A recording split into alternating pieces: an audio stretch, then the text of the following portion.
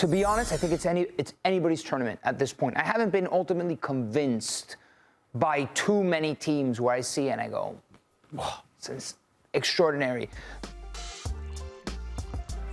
The magic of Morocco and the AFCON competition continues. We now hit the quarterfinal stage, and you can see it. The Elite Eight: Mali, Senegal, Egypt, Ivory Coast, Cameroon, Morocco, the hosts, and Nigeria, who always stay at the front of the headlines. The best of the continent, and we bring in the best to break this down as well. Mbizo Mzamane here, Nico Cantor. Gents, I haven't got to say anything because this has been the most entertaining AFCON I've ever seen. Just the twists, the turns, the ups, the downs, the goals. It's been incredible. It's been sensational for me. Almost unpredictable, but I mean, I know you guys showed Mbizo's bracket. What's the actual bracket? What, the actual bracket? Yeah, was that... Wait. No, that was the actual bracket? That was the actual. Your bracket looks very similar. You know why? Because he went a perfect 8 for 8. Because Mbizo, that's why we have him on the show. That's why he's the best in the biz. Because Mbizo got this absolutely on the money in terms of your bracket. Mbizo, tell me your thought process when you was putting the last round together. Oh, my brother, it's just a combination of observing the performances of the tournament, but also understanding the history of African football, you know, understanding where the teams are psychologically in terms of where they place themselves and how they're willing to come out and compete or not. You know, a little bit of fortune, I believe, also with Mali getting the job done despite going 10 men down. They were able to still prove me right. So a little bit of fortune there, but just observation, my brother. Some might say I know a little bit about African football. Oh, yeah, you definitely know a little bit. So then let's take you through, like, take me back into the crystal ball for a second.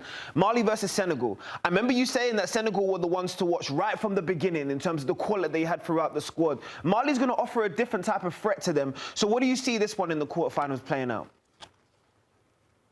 I'm still sticking with the Lions of Teranga. I think that despite their, you know, a little bit of a stumble against Sudan, it was brief, but I think that they will take on Mali and defeat them, I believe. Look, Mali has demonstrated that they're extremely resilient, but I think the Senegalese football is just too deep in terms of the team sheet, too much quality in terms of the football they're playing. They look extremely menacing. They look sharp. They look quick. They do have momentary lapses in concentration, but I think that they'll able to overcome that as they've demonstrated that they're capable of doing, and that will be the end of the road for Mali and the continuation on the road to glory for Senegal. I love Mali. I love everything that they've done within this competition. Nico, as I know you're an honorary Moroccan throughout in terms of just your tenure, because the love that you have every time you step onto the continent is very, very unique. But how do you turn around and see the Mali and Senegal game playing out? And are they the biggest threats to the hosts? Yeah, well... No, because I do think Morocco has a long path to get to the final would be Senegal, Morocco. But Morocco has to get through a couple of very difficult rounds. Although I do think Senegal themselves, they have challenges. That's why this AFCON is so beautifully balanced. To be honest, I think it's anybody's tournament at this point. I haven't been ultimately convinced by too many teams where I see and I go, wow, this is extraordinary. There are a couple of matchups still, although a lot of these teams have already won the tournament.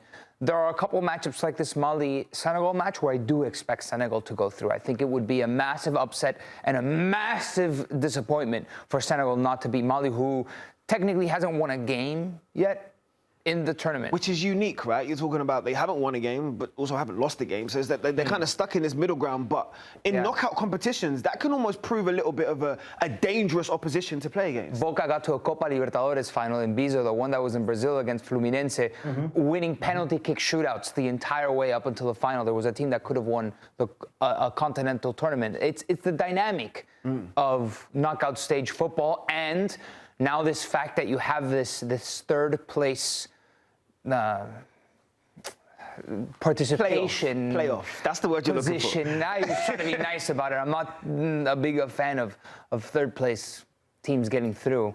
Regardless, it's the nature of modern football, and regardless, we still have a very balanced quarterfinal. Mbizo, I want to talk about the hosts as well, because as Nico just alluded to, they haven't got the easiest path to the final or to create this moment of history in their home country. Cameroon stands in their way. What do you kind of see this one playing out as? I think this match will be something similar to the previous match that Cameroon played against Bafana Bafana. I'll push through the pain and talk about that match. I think it'll be similar. I think Morocco will have the lion's share of the possession. I think they'll get tons of chances very naturally because of the quality of their football. And I think what Cameroon will try to rely on is the same thing that they relied on against us and in other matches, which is a very steadfast defense, an incredible goalkeeping masterclass, and maybe try to catch Morocco on the counter, taking advantage as well of set pieces. That's my expectation. But I think that, at the end of the game, with the crowd and perhaps a little bit of pressure on the referees, maybe fear from making decisions against the Moroccans, that perhaps the Moroccans will have an advantage and just eke through. I do not think it will be some kind of walk in the park. I think it's going to be a hard-fought match with a lot of quality football, both offensively and defensively. And I'm very much looking forward to the match. Yeah, it's going to be interesting. I think Morocco need to grow into this tournament.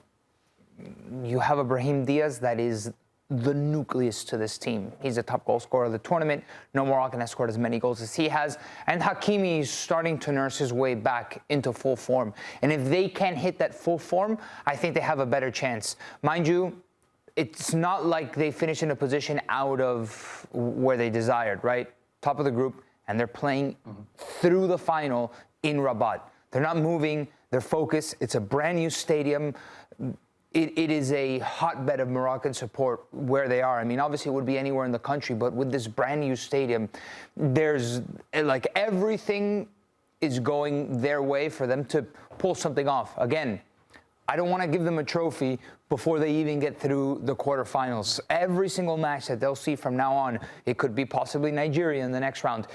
These are going to be massive battles. It's shaping up to be an epic knockout stage from Morocco to the other side with Senegal. So I'm really intrigued to see what's going to go down Friday and Saturday. I mean, the AFCON competition is one that just continues to give. We still don't even know if Nigeria are going to make their way over because of the confusion there with the federation. But it's the entertainment that we love, and this is why this competition deserves the spotlight that it does.